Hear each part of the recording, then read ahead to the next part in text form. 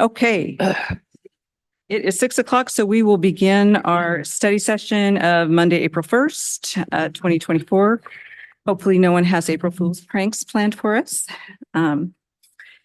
So we'll start with the 2021 Washington State Energy Code update that is updated in 2024. Excellent. And while staff is getting that ready, just to introduce this a little bit, Heidi Barron-Cernaway, City Manager, and we have Chuck Doan, our building official, who is going to present the 2021 State Energy Code. This was originally supposed to be in place, go into effect July of last year.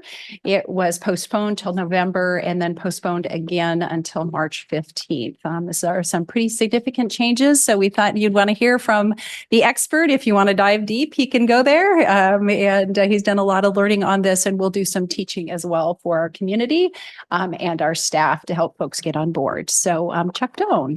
Okay, thank you. And hello, City Council and Mayor. So yeah, let's get right into the presentation. So we're going to look at the compliance path, impacts, and also our city outreach efforts, what we've done, what we're going to do in the future. And so let's go ahead and get into the compliance path. So the Washington State Energy Code is on track to meet the 2031 goal of 70% reduction. And they've used a baseline of the 2006 Energy Code, in which it has to be 70% better by 2031. Now, how's that code doing? The 2021 code compared to meeting that goal? Well, they estimate that approximately 57.6% of that will be met in the residential side of the code. And they estimate 47% on the commercial side is going to be met on this cycle, on the 2021 cycle. There were, at the recent training last week that I went to, there was some discussion that there may be some adjustments to those, especially on the commercial side. They don't know if they're going to quite achieve that amount. It might be more than the 35% is what I heard, but we'll see when they come out with the official information on how they're doing. Oh, okay, yeah. Thank you. Oh, yeah, that'd be good if I kept up with that. All right. So let's take a look at just a few of the commercial and residential codes. We'll just dive into just a few examples here. So in C 403.1.4, basically that code requires heat pumps rather than fossil fuel. The code is very clear on that. The language is almost written as though there's going to be no fossil fuel used, but they have 18 exceptions. And so the code does allow fossil fuel. So one of the examples of that is district energy systems. So those systems are ones like at perhaps Central Washington University. You might have some of those where you use fossil fuel, natural gas for heating water or for steam. What it does is it allows that to continue to be used in remodels or alterations or new buildings. So that's just one example of the allowance of that. And also for small buildings, 2,500 square feet, less than that, they can also use electric resistant appliances, although they want to reduce that in larger buildings, so it's not allowed. So also for thermal envelope certificate, for years, the residential code required that. But now there's a requirement very specific in the code in the commercial side for meeting that on all commercial buildings. And that has to be posted inside a place like the utility room. And that's just basically going to cover R values, U factors, and air leakage requirements. So now we'll have when we do final inspections, like myself or Leah out in the field, we'll be able to make sure that those buildings are in compliance. Also, on-site renewable energy. This is new to the code. And if you have over 10,000 square feet of gross conditioned floor area, you are required to put on-site renewable energy on your building. And there are some exceptions. I doubt that there's going to be I believe there'll probably be very few of those applied, but if somebody said, no, I don't want it, well, then 18 additional energy credits would be required if for some reason they were unable to comply. And Chuck, Yes. sorry, that all equates to, unfortunately, additional dollars to Yes. for those compliance measures. Yep, that's right. And so, yeah, and there's a section towards the end that I'm going to talk about the impacts, and we're going to talk about the cost, both time and energy and dollars on that a little bit. We'll touch on that, but that is correct. Yes. And also the use of fossil fuel for space heating, for someone to say that it's not allowed, it clearly is allowed in the energy code and currently in the state law. Even though they're moving towards zero, it's not yet hit that plateau. And these are just a few exceptions, and mostly for our area. We live in zone 5. And so when you got a heat pump and you need auxiliary heating that won't work, you can use natural gas. That's an exception. That's just one exception. And there's a number there, the number of those. We also have, when we talk about using a fossil fuel pathway, let's say somebody says, hey, I really love fossil fuel. I want to use it. But what's going to happen? Well, they're going to have, let's take, for example, in this chart, this is a new table in the code, additional credits required when you want to use fossil fuel. And they have it laid out by occupancy group. So let's take group B, for example, and that's business. So if you're going to do new building under group B and you want to use fossil fuel, you need an additional 101 credits is what that requires. So, and that is beyond the code of the compliance path code that requires you to meet minimum credits anyways. You got to meet, there's so many credits you have to have that's required, but this is in addition to those. So there'll be additional requirements if you want to use it. There's a lot of discussion about that. And the reality is with the extra cost, we don't expect too many people, if any, to take this path. And that's just the reality of it. It's going to be too cost prohibitive to do so. Let's take a look at a few of the residential buildings and the residential code and some of the changes. Looking at the R values here, we'll just take wood frame walls and we'll look at that and the ceiling R values. So the 2018 code required a 49 R value in the ceiling. The new code requires R60. The big one here is the wood frame in a 2x6 wall. It was 21, R21. You notice that where it says wood frame wall R value in the 2018 code. Now it's an R20, but this continuous insulation on the +5, that's a +5 R value that has to be installed on the exterior or interior of the building from top plate to bottom plate. And it has to be continuous on exterior, interior. It's very doubtful, and there's a lot of discussion on whether people would be taking the path like our contractors or home builder to do the interior. And because it would be pretty cost prohibitive and there's some things you have to overcome that make that more difficult, we expect to see the majority of all the continuous insulation installed exterior of the building to meet this code. So basically that tightens the building up and makes it more energy efficient. And then the residential energy credits, well, 2018, 1 through 4, they all went up by 2 credits. So for small dwelling, medium dwelling, large, and multifamily R2 all went up by 2. And then the 150 square feet to 500 square feet, that went up a half a credit. So once again, there's more requirements there to be met. Once again, to meet that energy code. And so some residential code specific, the maximum air leakage rate, that changed from 5 air exchanges to 4. And also a multifamily and residential, it's 0.25 CFM or cubic feet a minute for multifamily versus 0.4 CFM for multifamily in the 2018 code. So once again, tightening up those buildings, and there is cost associated with this.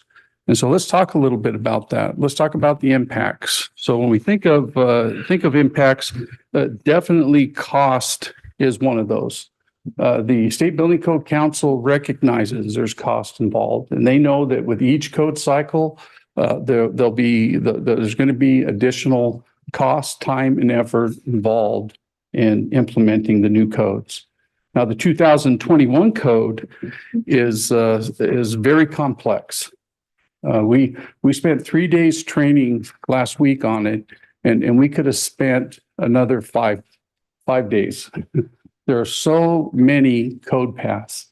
So when we think of the impact to our departments in doing that, so for us as plan reviewers and inspectors and out in the field, that's going to be a significant impact on our time, even for permit intake, to make sure the right information is there. If somebody says, "Oh, we're going to use a total performance path," and so when you take that document in, that could be a 100, 200-page document that we most likely will not, because there's a lot of discussion last week about that me or Leah, although we have the ability to do it, but we don't have the extra, 6, 12, 15 hours to go through 100 or 200-page document to confirm every path that they took. The impact would be too great. We'll have enough of an impact just dealing with the other paths that we have to follow up on. And we do get a lot of calls already. The impact of us in our department with the calls that we take from the residents, from contractors, a lot of architects, engineers. We talk to them quite a bit about the code path and the requirements there. And so those are all impacts that we deal with. And as this happens, for us to keep up with it, we think of our staffing levels and being able to keep up with it and how we will do that. So, and that's just the reality of what you deal with when you're trying to reach some of the goals that we are. So we think the effects on the staff, we talked about the building department, but we also have to include our gas utility department. We have to include the electrical department, because as they move more towards being away from gas, that means a bigger load on our electrical department and grid. And so there's going to have to be discussion on what that looks like and how that will impact the different departments. So I think also we got to be aware of the 2 to 3 more code cycles that are coming as an impact.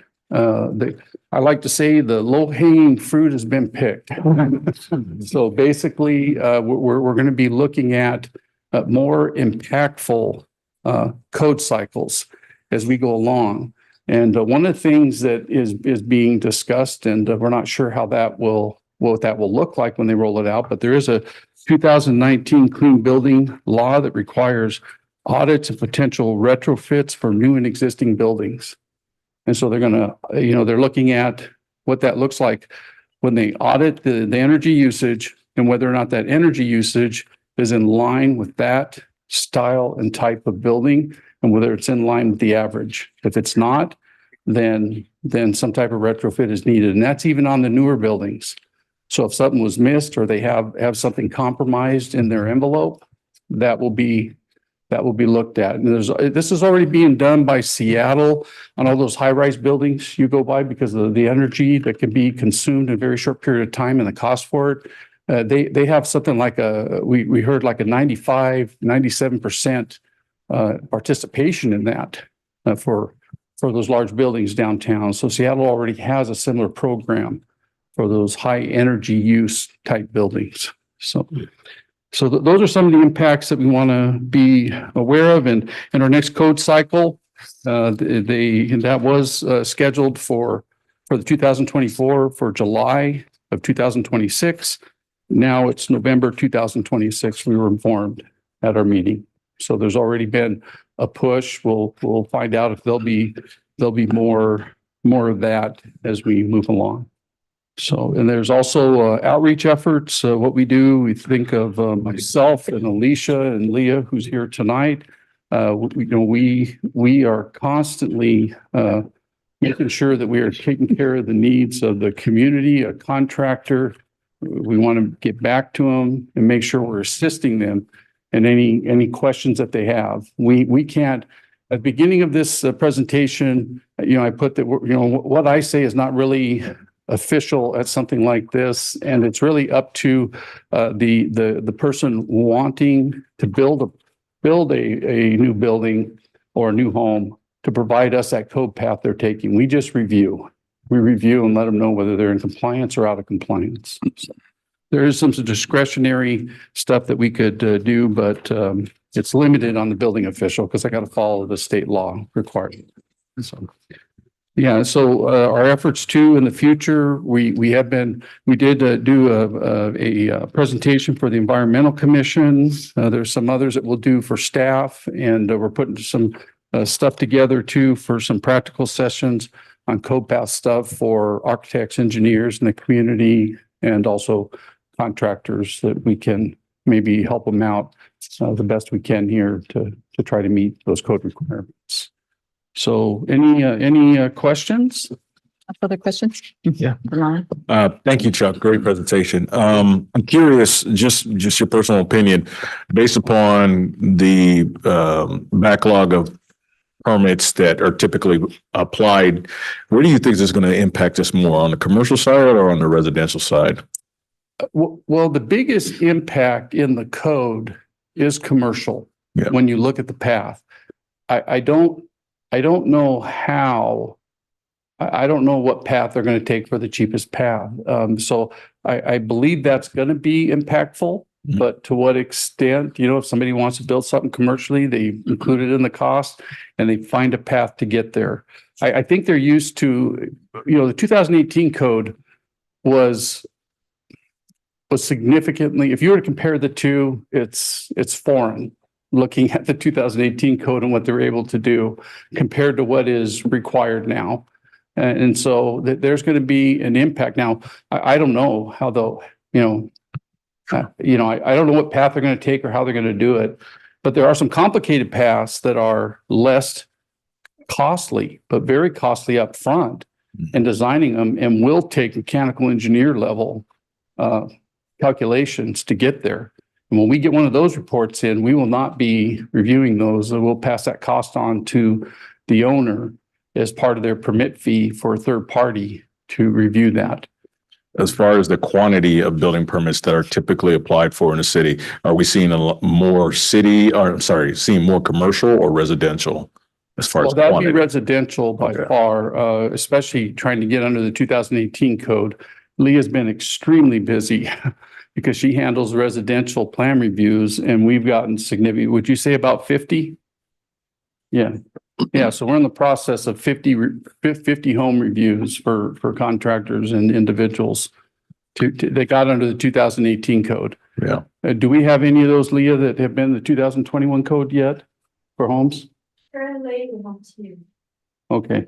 So in that review process, we'll see where they're at in meeting that. And I think, I've talked to a few, and so they've got an idea of what path they're going to take, the contractors, to continue to build homes. Some talked about the renewable energy.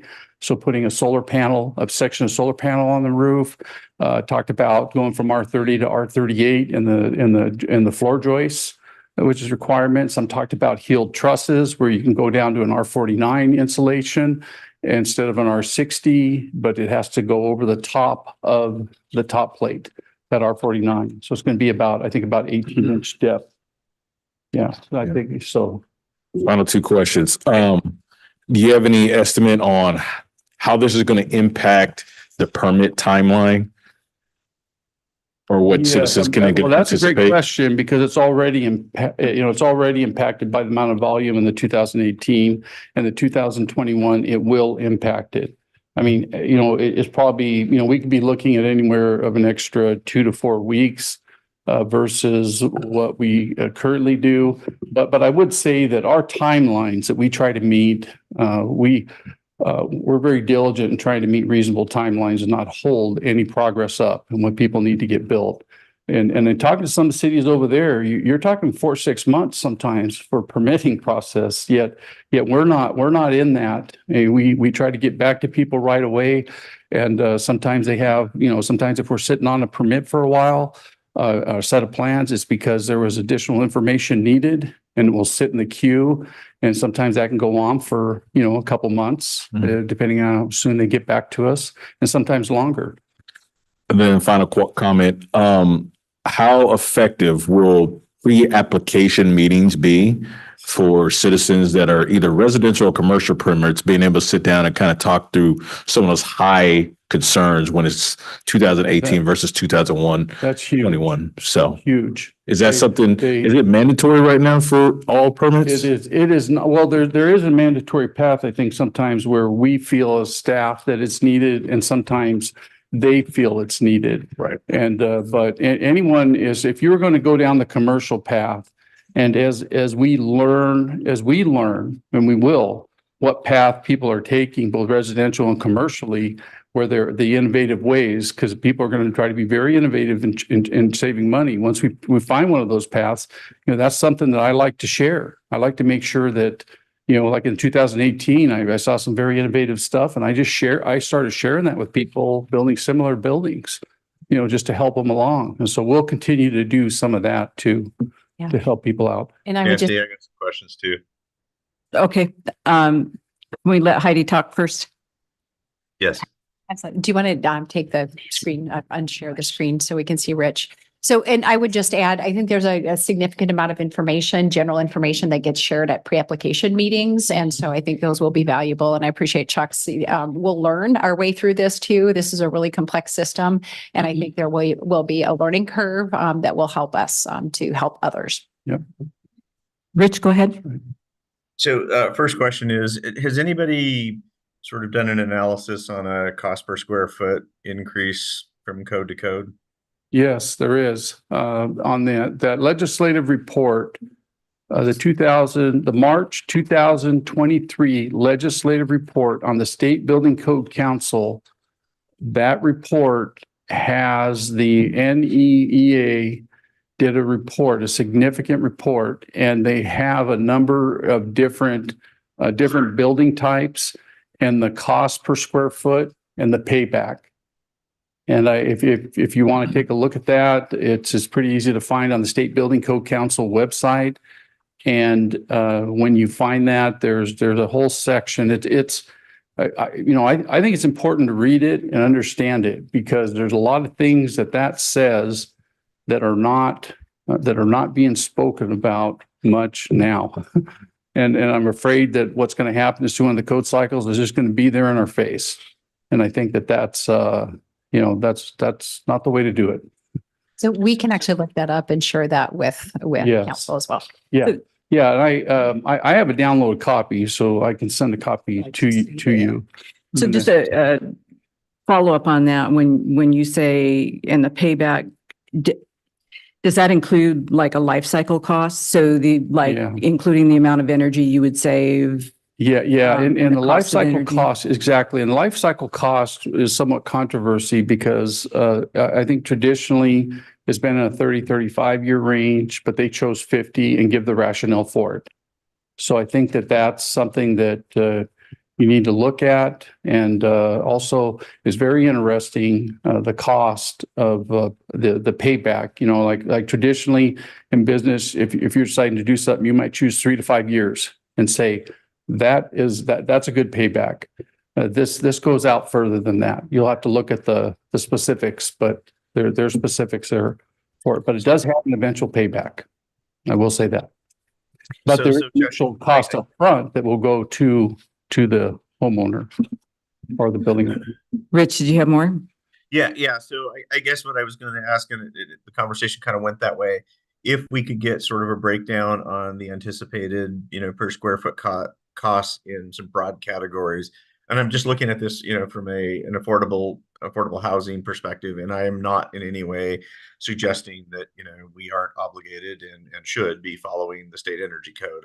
I would like to sort of quantify that impact. And then I guess my last, not question would be, but sort of comment that, if anybody's paying attention out there, I don't know what the qualifications, I don't know if you have to have an engineering degree to do these, be a mechanical engineer to do these things, but it would seem that there's going to be a market for, people to help people navigate, through this process. And, that's something that's probably missing in private industry here. And one of the things that we're hearing from Central Washington University is a very clear commitment that, if communities need something, they can try and help put together, a workforce to do those things. And so, that sounds like for the next, 15 or 20 years, this is going to be a big need and an opportunity for somebody to provide those services. Yeah, those services are needed immediately. I would say there is an ICC certification and another certification that you need to be able to do these. And there are some engineering firms who have staff specifically who do nothing but this energy code. But I haven't seen a lot of them, but I know more and more people will probably be getting on board with it. So that's a great point you bring up. Nancy? I have a couple of questions. Chuck, in all your conversations with the builders that you mentioned a while ago, is there any conversation about gas installation and whether or not they're going to drop that piece of the building or not? Yeah, I think that most of them have. Wouldn't that be correct? Yeah, I haven't seen any. From my understanding, the gas department.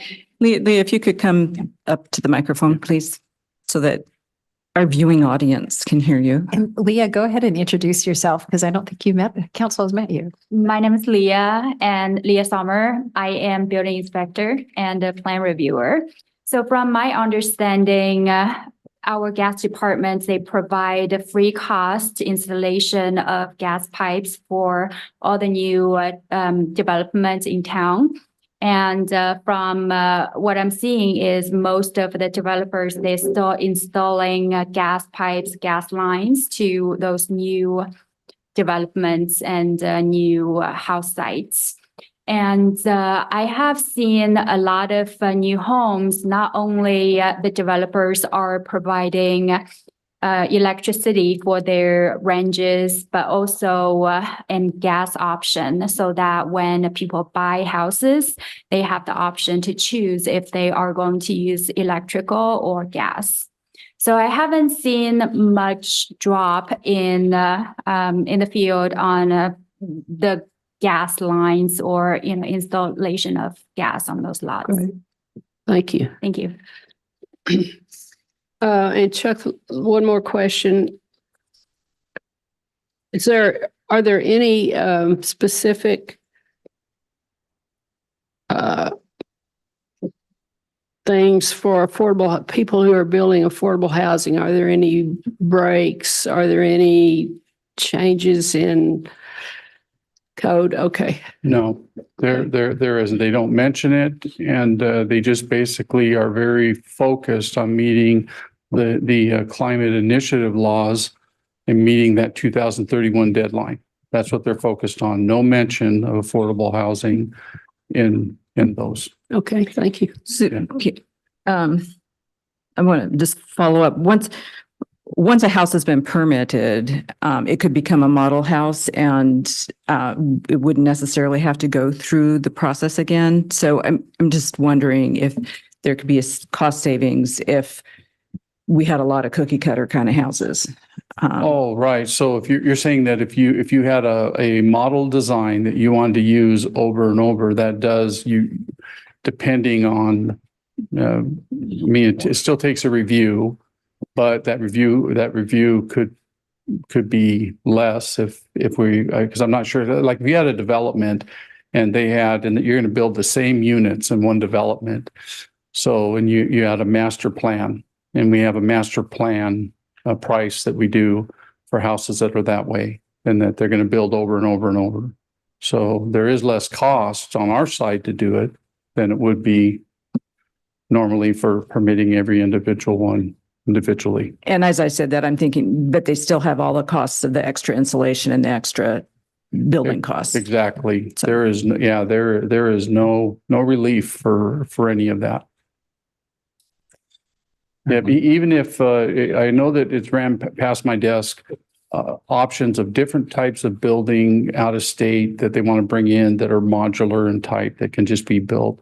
those still have to meet the Washington State Energy Code. I even talked to a lady today who bought last week a set of plans out of state, went to submit them, did not meet the 2021 Energy Code, Washington State. And Washington State and California are the only two states that have the level of initiative they put forth on the climate initiative.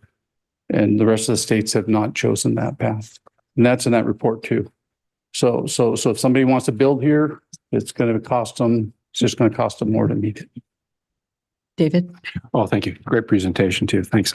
Just a quick question, and I risk, this is a question that someone knows the answer to, but I don't. So just to confirm, all of Central's campus is subject to this law, is not exempt, right? This applies to Central's buildings as well as everyone else. Yeah, And then the other question is, do those buildings, even though they're institutional, would they use the commercial code for everything, or is there some yes, blending? it does. Okay, thank you. Josh or Sarah, do you have any questions? I just have one more. Okay. So you mentioned the 2019 building retrofit audit. And you have to be with, where do they get their information about how much energy you're using? They would get that from your electric bills. So your electric bills will be in kilowatts, BTUs, whatever type of energy you're using.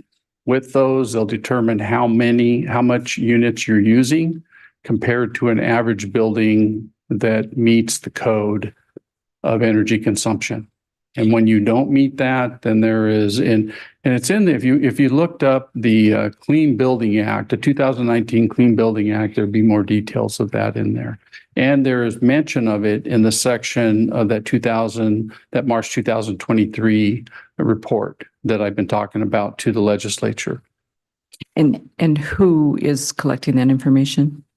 Well, the way it's written, it's going to fall on me and Leah and Alicia, which I don't particularly like because it says that it's going to be in the energy code, the way it's written. And so, that's some of the impacts that I'm talking about, that as they roll this stuff out, we're going to we have to figure a way to keep up with it. We're supposed to be the compliance people of cities, safety officers really on the building department side, to enforce that. So that kind of stuff, when I see that, that's something that it piques my interest in figuring out how we're going to do that. So. Okay, well, I guess if there's no further questions, keep us posted on how you're going to do that. Well, we are going to do it. So it's a page. We're a city, so we got to figure this out. Okay. Thank you, Josh. All right. Thank you. Thank you. Thank you. Next up, we have a presentation from the city communication tools and how we use them. Excellent. So while Nicole gets that loaded up, I just want to thank you. And so Nicole's going to do a presentation tonight, and this is the first, I said, but part one of two, essentially. And our goal tonight is really to talk about sort of how we communicate out. And if you want to go to the next slide, Nicole. This is one of my favorite graphs when we talk about community information or communications and engagement. This is for the International Association for Public Participation. And when we start on the left side, we talk about how we inform people and help people keep up to date with the things that we do. When we start engaging people, we're looking how we want them to help consult with priorities or with activities, involving people, how we collaborate and then empower and feedback in those cycles. We're going to start tonight and focus on the left-hand side of this, really about the tools that we use to inform the community. Part two is really as we look at the sort of past and present tools that we have in our toolbox. That'll be part two, and we hope to do that in May at your study session as we prepare for the public participation element of our comprehensive plan. We'll be looking at putting together the tools that we're going to use, and so we'll have some exercises that we do with that. But tonight we're just going to focus primarily on an overview of the tools in our communications toolbox. So take it away, Nicole. Hello, everyone. I'm Nicole Klaus, the PIO for the city of Ellensburg. First, I wanted to start talking about some of the standards that we have at the city in relation to communications. So we have an internal brand guide that we share with all of our staff members. to let them know how to use our logos, fonts, colors, things like that. That's accessible. If any of you would like a copy, I'm happy to provide that to you. We also have an internal social media best practices guide that touches on, how to make our posts more accessible, recommended lengths, adding photos, things like that. And that goes to all of our city social media users.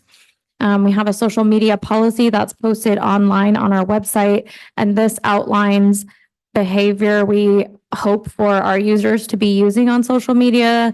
It also lets us know when we can hide comments, when someone might get banned, how they could revoke the ban, things like that.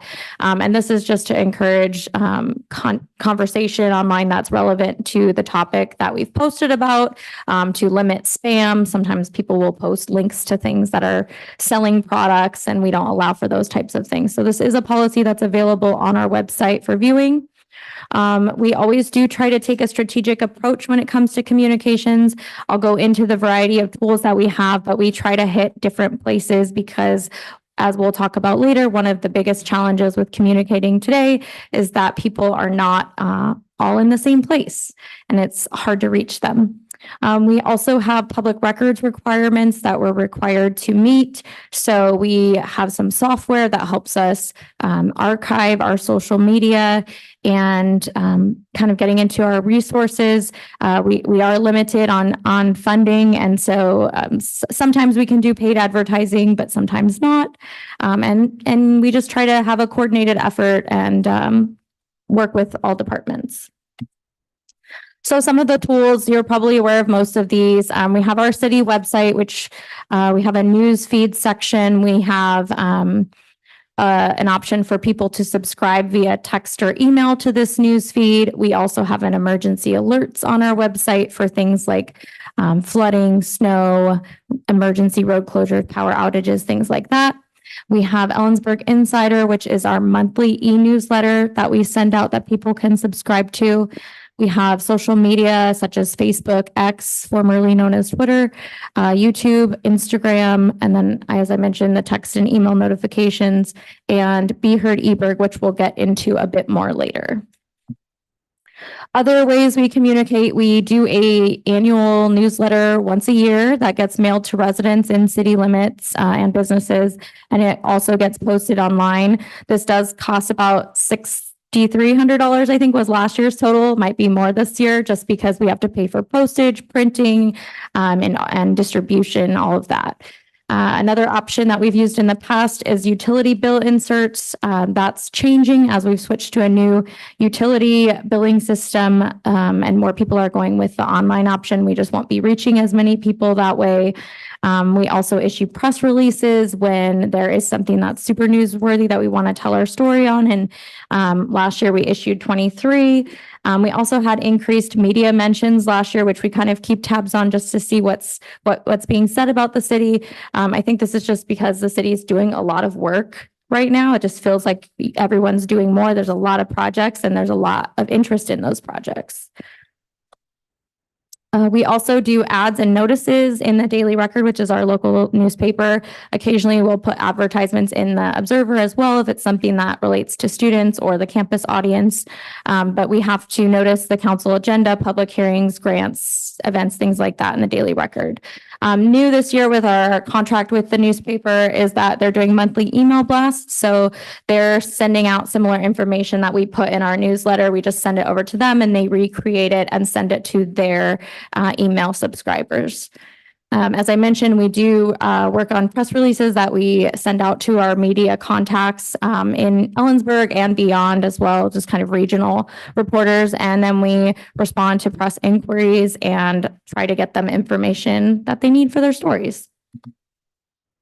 Talking a little bit about growth that we saw from 2022 to 2023, we increased our followers by 11% on Facebook, 23% on Instagram, 42% on our newsletter subscribers.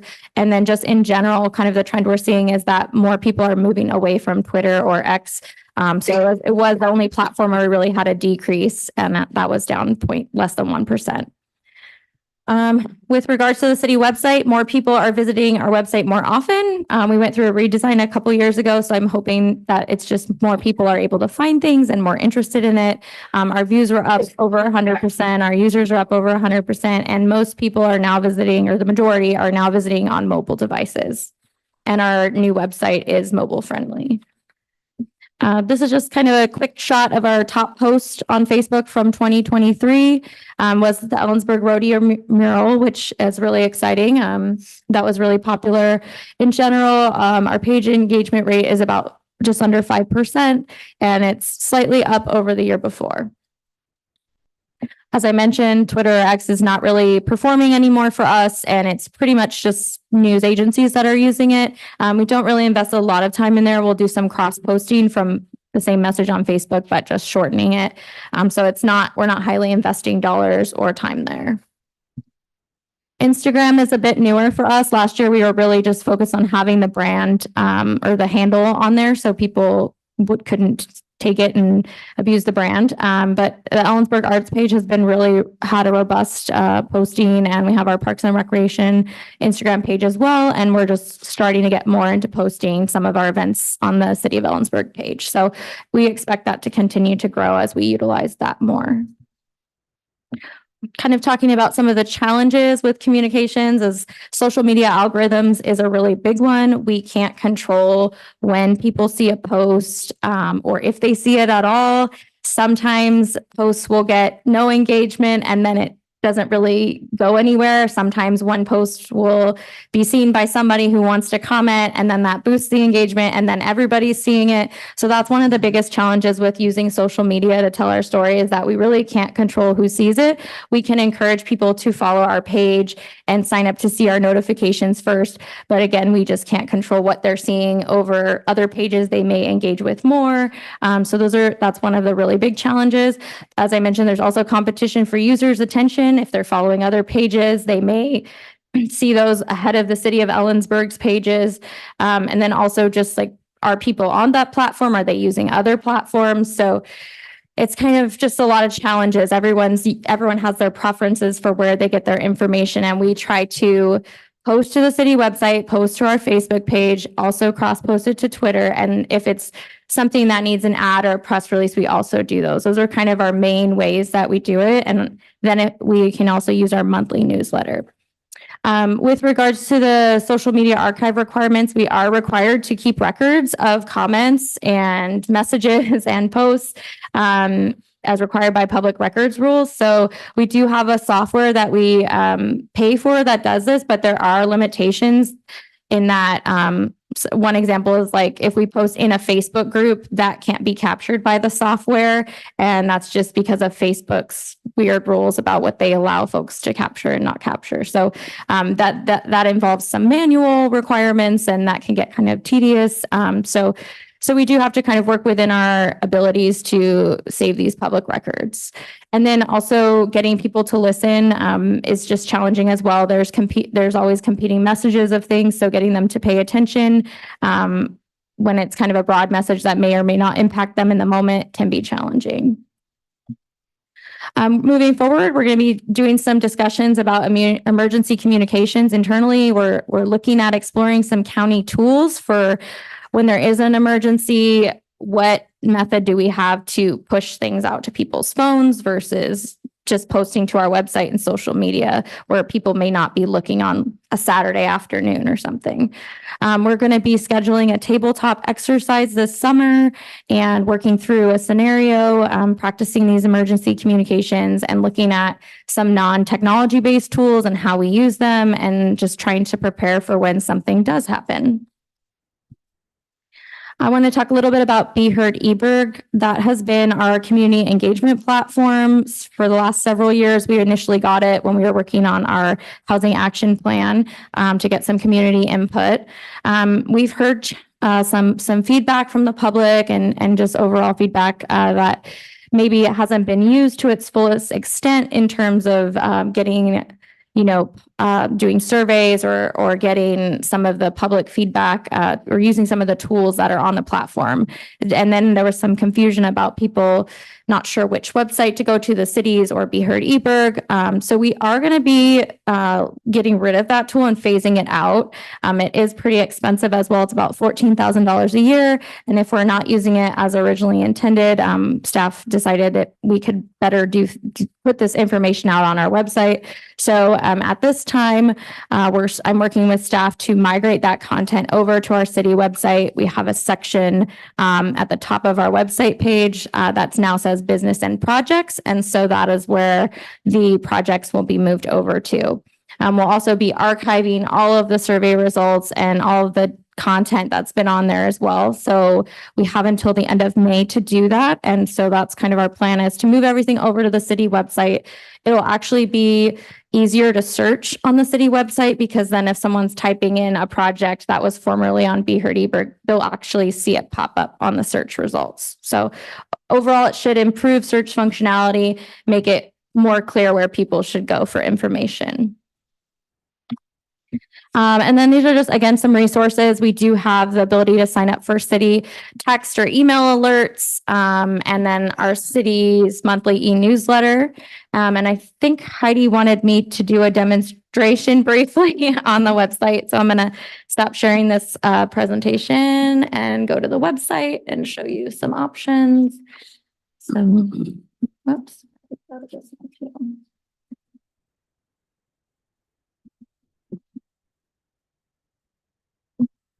So on our city website, we have this button that says alert sign up. And if you click that, it takes you to the overall city communications page, which has links to all of our social media pages. But there's a section here that says subscribe to email or text alerts. And once you're on this page, people can put in their email, and if they already have an account, they'll just sign in. If they don't, they can create one, and then they can click these icons to subscribe either via text or email. And then I also wanted to show folks how to subscribe to the agendas and minutes. So I'll just go to the city council page because that's the easiest one. That's why we're all here today. So if you go to the page, and you'll see, you'll see on our page, we have this iframe that has links to the agendas and everything. So you would just click this subscriptions button, and then it will ask you to create a sign-in account, and you can create a sign-in account. Let's see if I can do this without my password showing. And I'll show you how to do it.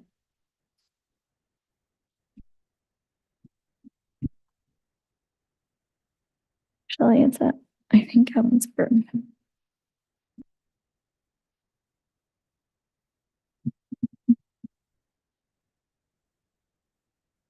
Oh, make me do it again.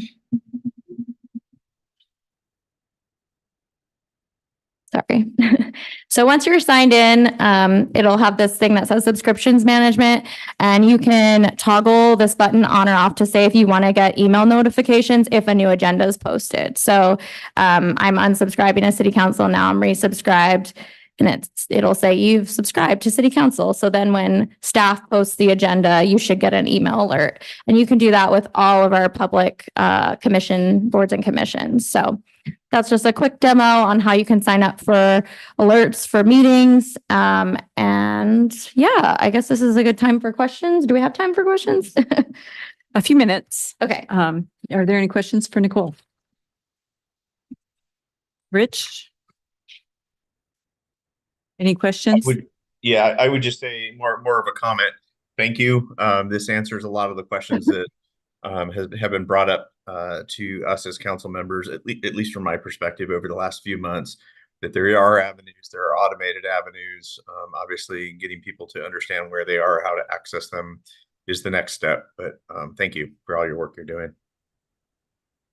Yeah, Nicole, the only question I have, and yes, thank you as well for this, is as far as the migration out of Be Heard eBerg and going to the city website, were there any current polls or public engagements on there that will end at the end of May that you just, I'm sorry, end of May or beginning of May? Our subscription ends at the end of May, so ideally we're converted well before then.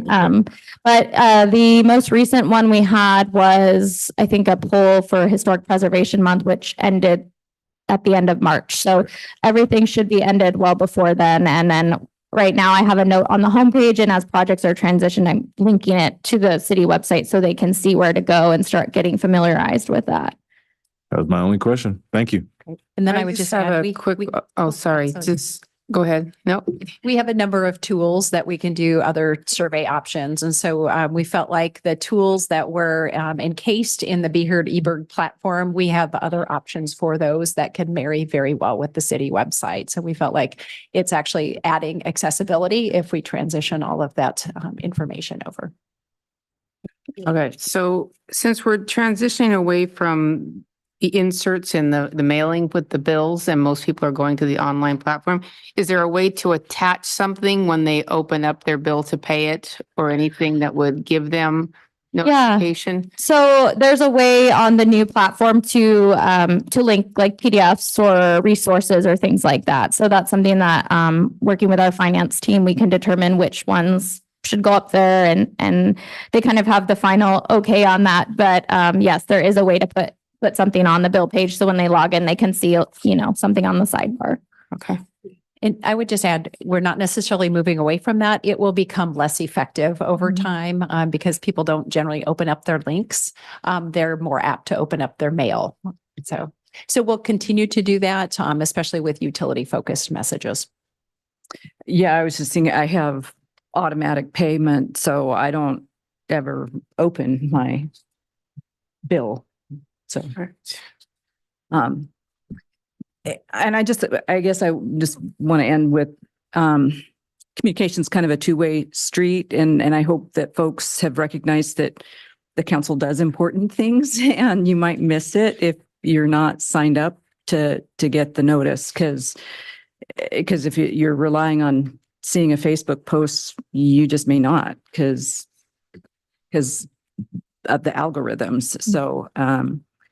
So I guess I'm a big fan of signing, getting those notices in my email box. So anyway, we will. If I could One just more. add, just a thank you to Nicole. Yes. Nicole does a whole lot. She's very much a generalist, and in addition to being very efficient, she's very talented. And so I just want to thank her for her work. We have other folks in the organization that she works with that help tell our story, but she very much leads that charge. So very much appreciate her work. Thank you. Thank you. We will reconvene at 7 p.m.